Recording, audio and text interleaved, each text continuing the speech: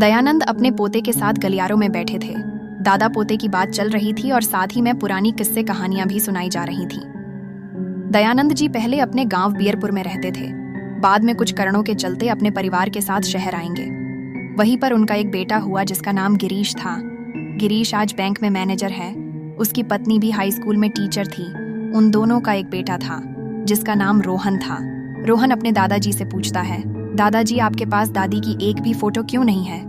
इसके जवाब में दयानंद हल्की सी मुस्कुराहट के साथ बिना जवाब दिए सवाल को टाल दिए और उसे अंदर भेज देता है और सोचने लगता है।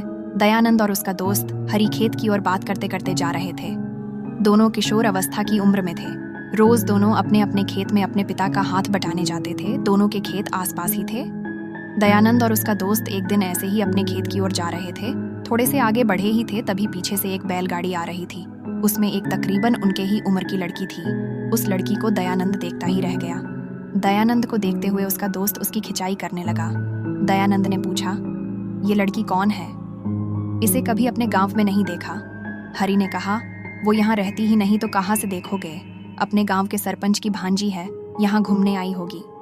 दयानंद को पहली नजर का प्यार हो गया था और उसका दोस्त भी समझ गया था। रोज अब दयानंद उस लड़की को देखने चला जाता था। एक दिन वो लड़की नहीं आई।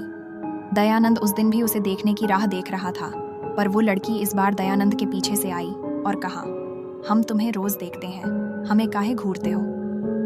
दयानंद तो जैसे चुप सा हो गया था। उसके बाद दयानंद की उस लड़की के साथ दोस्ती हो गई। दोनों जब भी टाइम मिले मिलने आ जाते थे। दिन रात भी नहीं देखते थे। दयानंद का अपने दोस्त हरी से मिलना जैसा बंद ही हो गया था। अब दयानंद और उस लड़की की दोस्ती प्यार में बदलने वाली थी, किसको पता था। दोनों ने एक दिन अपने खेत में मिलने का प्लान बनाया, क्योंकि अगले दिन वीणा अपने घर वापस जाने वाली थी।